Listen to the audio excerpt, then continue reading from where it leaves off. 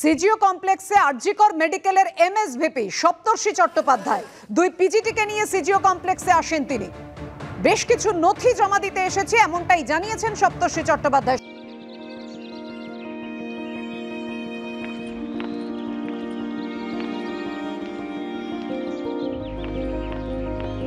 সরাসরি কথা বলবো, আমাদের সঙ্গে রয়েছেন আমাদের প্রতিনিধি প্রকাশ সিনহা। প্রকাশ, সপ্তর্ষি চট্টোপাধ্যায় বলছেন বেশ কিছু নথি জমা দিতে এসেছি, নথি জমা দিয়ে কি কোনো কথাবার্তা হলো সিবিআই আধিকারিকদের সঙ্গে? আমরা দেখলাম বাবিয়া ঠিক 15 মিনিট আগে সপ্তর্ষি চট্টোপাধ্যায় এমএসভিপি তিনি এবং তার সঙ্গে দুজন পিজিটি তারা কিন্তু এখানে এসে পৌঁছেছেন। এই মুহূর্তে তারা সিবিআই দপ্তরের ভেতরে রয়েছেন। সপ্তর্ষি চট্টোপাধ্যায় তার হাতে একটি ফাইল ছিল, বেশ কিছু ডকুমেন্ট ছিল সেই ফাইলে। তিনি যেটা বললেন যে সিবিআই আধিকারিকরা বেশ কিছু নথি চেয়েছেন, সেই নথি তিনি জমা দিতে এসছেন। আমরা প্রশ্ন করেছিলাম যে দুজন পিজিটিকে সঙ্গে নিয়ে তিনি এসছেন, তার পেছনে অন্য কোনো কারণ রয়েছে। তিনি যেটা দাবি করলেন যে পিজিটিরা নিজেরাই এসছে, তার সঙ্গে তিনি এসছেন। অর্থাৎ আমরা দেখতে পাচ্ছি আজকে কিন্তু এর আগেও দেখেছি একাধিকবার পিজিটি স্টুডেন্টদের বা জুনিয়র ডাক্তারদের তলব করা হয়েছে, কিন্তু আজকে প্রথম আমরা দেখলাম যে এমএসভিপি নিজের সঙ্গে দুজন পিজিটি কে নিয়ে এসছেন এবং এই মুহূর্তে তারা সিবিআই দপ্তরের ভেতরে রয়েছেন এবং বেশ কিছু নথি হাতে নিয়ে তারা সিবিআই দপ্তরে প্রবেশ করলেন।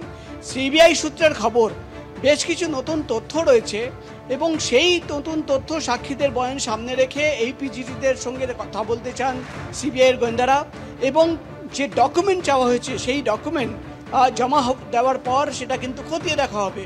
অর্থাৎ এই মুহূর্তে আমরা দেখতে পাচ্ছি ঠিক 15 মিনিট আগে এমএসভিপি এবং তার সঙ্গে দুজন পিজিটি তারা কিন্তু সিবিআই দপ্তরের ভেতরে প্রবেশ করেছেন। তার ঠিক আগে আমরা দেখেছিলাম যে ফরেন্সিক অধ্যাপক তিনি কিন্তু এসেছিলেন, অপূর্ব বিশ্বাস, তিনি প্রায় 1.5 ঘন্টা এই সিবিআই দপ্তরে ছিলেন।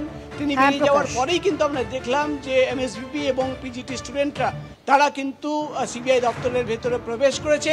ইতিমধ্যেই কিন্তু যে নথি জমা পড়েছে সেটা কিন্তু খতিয়ে দেখার কাজ শুরু করেছেন সিবিআই এর গোয়েন্দারা। পাপিয়া, ধন্যবাদ তোমায়। দেখেছি আমি জাস্ট মানে coming out here for submitting some documents under investigation বলে কি ডকুমেন্টস জাস্ট বলতে পারছি না, এইটা বলতে পারছি না। ওনাদের সঙ্গে আমরা এখানে আসলাম বলে I just accompanied them, but I have been called to submit some documents. Anubrata মণ্ডলের দরজা থেকে ফিরতে হলো চন্দ্রনাথ সিংহ বিকাশকে। ঘরে ঢুকতে গেলে বিকাশকে আটকায় পুলিশ, দরজা থেকে ফিরতে হয় চন্দ্রনাথ সিংহকে। অনুব্রতর সঙ্গে দেখা করলেন তৃণমূলের বীরভূম জেলার সাধারণ সম্পাদক সুদীপ্ত ঘোষ, বোলপুর পুরসভার চেয়ারপারসন পর্ণা ঘোষও দেখা করলেন, কিন্তু সাক্ষাতে ছাড়পত্র পেলেন না নলহাটির তৃণমূল বিধায়ক রাজেন্দ্র সিংহ, তিনিও দেখা করেন, কিন্তু দরজা থেকে ফিরতে হলো চন্দ্রনাথ বিকাশকে।